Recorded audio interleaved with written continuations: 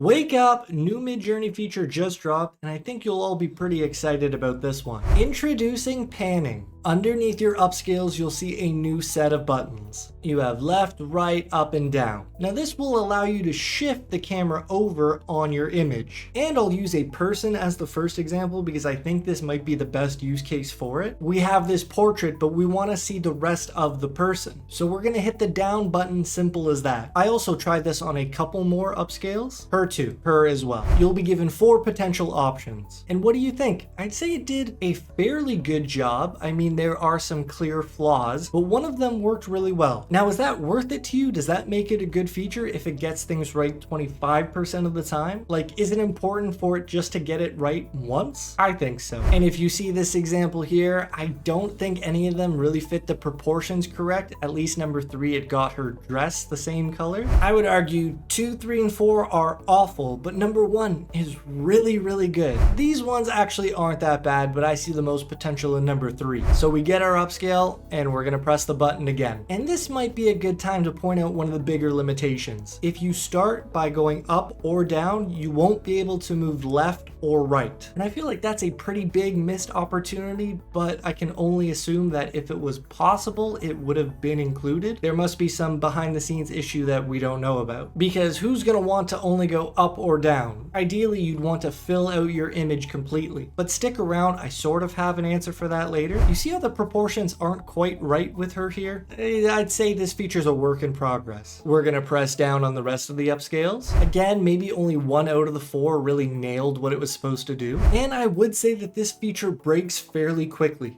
Like, look here, it doesn't continue her legs, it just adds another person growing out of it. Like, that's just so cursed. Midjourney's funny. I mean, look at these. It's already becoming nonsense. But why is that? I think it's the same reason that the zoom feature might be a little wonky. It has to do with the prompt, and when you pan or zoom out, whatever is in your prompt is what's going to fill that area. In this case here, I haven't changed the prompt, so it's kind of just putting a new portrait in the extra space, and that isn't what we want. So we might be better off doing this next tip, and that is to turn remix on. And I'll take you to this next example here, the anthropomorphic shrimp captain. If you like this guy, you might see more of him in a future video, but for now we're going to be panning left. But the color of that button has turned green, and that's because remix has been turned on. So when we press it, we get a prompt box. We can erase our prompt and now type in whatever we want to fill the extra space. So if we erase our prompt and include something like this, a colorful anime pirate ship, we're starting to get a little more of what I wanted. But here I was really testing to see how much of a new style could we generate. And if you've watched my previous video on the zoom feature, you'll know that we're really just 1 step away. I did like this image, so I went left and right with the colorful anime pirate ship, and we get something like these, where it is bringing in a very different style to what our original captain looked like. Like, boom, that's unreal. That's pretty sick. And look what we're getting as we move left. Some really crazy stuff based on what's in the rest of our image and our prompt. Like, that is beautiful. Super beautiful. But then check this out. I also use this in the zoom out video. We're going to simply generate the other style that we're looking for. We're going to upscale the one we want. We click on it so it expands. We right click and hit copy image address. Now we're going to use this as an image prompt in the pan feature, and it'll look something like this. How cool is that? Image prompting works amazing with both zoom and pan. Like, it's pretty sick. Look how different the 2 styles are. That's unreal. Literally surreal to go from the cartoon to this Muppet looking realistic thing.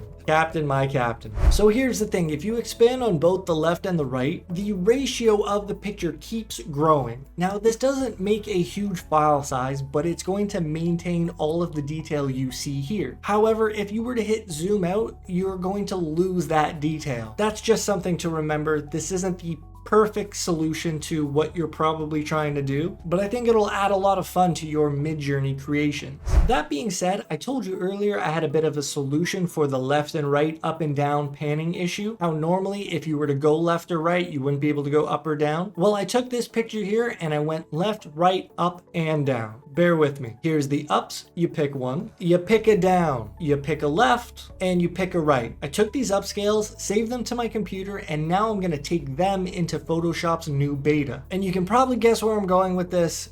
Generative fill. Now when you line up the left, right, top, and bottom, it'll look something like this, kind of like a cross. But you see how we're missing to the right of the top and the left of the top, and beneath the left and beneath the right? So we can simply start making selections, and eventually we could end up with this. Whoa. Talk about panning around your image. Really crazy. Pretty amazing, a lot of fun to work with. If you like the style I used today, remember to check out my free PDFs in the description. As always, please let me know if I missed anything or if there's anything new I should try. I hope you're doing well, take care, and I'll see you next time. Peace.